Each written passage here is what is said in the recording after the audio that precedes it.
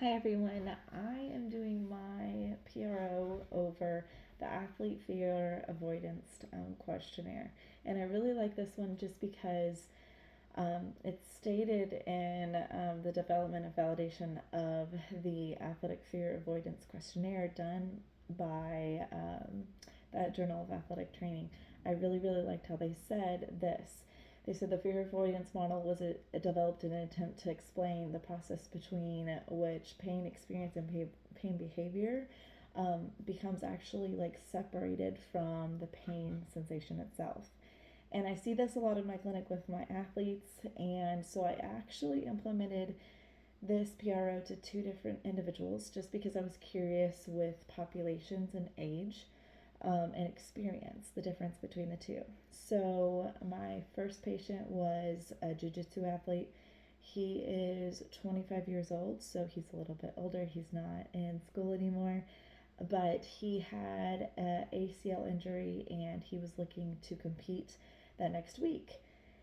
And so I thought that this was a good one to talk about or to administrate it to him because he's going to have to be confident even while he was experiencing this injury.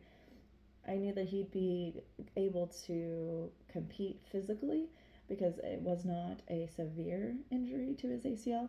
However, I knew that the confidence would be king whenever it comes to this, especially with him on the mat. So it was really interesting. He passed it with flying colors. He's experienced. You can definitely tell just his demeanor.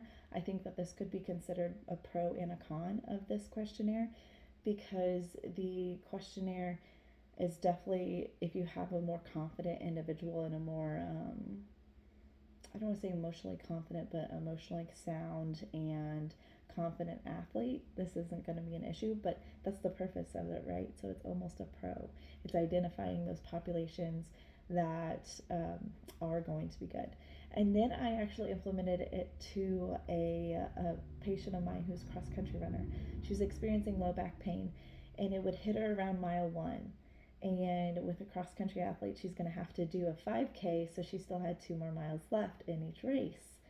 And she was planning on running a race in that weekend, so I went ahead and gave her this questionnaire. She scored low, and it kind of helped us to actually start a conversation because I wanted to make sure that she was ready and that she wasn't fearful of running a longer distance. So it really was nice to open up that conversation. Now, in regards to answering some of the questions that we talk about, is whenever we're talking about the criteria, instrument development, validity, things of that nature. I liked it. I liked the responsiveness of it. It was acceptable by the patient. Like it actually opened up a conversation, and for me, that's how I use PROs. I give them a chance to fill it out, and then we actually talk about it. I don't evaluate it separately. I actually have a conversation with them, and so for me, it was good. Feasibility was good. Appropriateness was good. Because of the setting that I'm in, I'm not in like high school, so it's a private clinic. So it was just a chance for us to talk. And then with the areas of disablement, the questions that are asked, I'm pulling it up here so that I can have this conversation with you guys.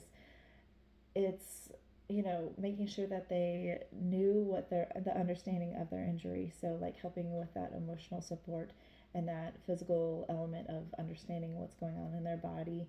But then also, just it doesn't really go into different domains that maybe would traditionally be dove into. But to me, that's the point of a PRO. It's a little bit more targeted, especially whenever we're talking about this. For this one, it's more about their confidence, their mental health, their emotional health, about their physical health. So it really dives into that. Um, I think the only other thing, like it does talk about environment. So like if I'm going to go back into playing, I feel confident about this. It kind of touches on that, but again, it's more focused on the other domains. I really liked using this, and like I said, I already gave you my pros and cons. It seems like it is a good tool to open up a conversation, and it's short enough that you're not going to be, sitting there for 15 minutes as they answer all these questions. They are able to go through those 10 questions, answer them, and then you can have a conversation about them. So I really kind of like that aspect of it. And it didn't get too personal. Like, if you were to administer this to a high schooler, sometimes they'll buckle down and they won't have that conversation with you. This one, it seemed to open up conversations. And so I really liked it, and it was a good experiment for myself to kind of see my different populations and see how they would react. And for me, how I implement PROs, I'll definitely be using this one again. So thank you so much.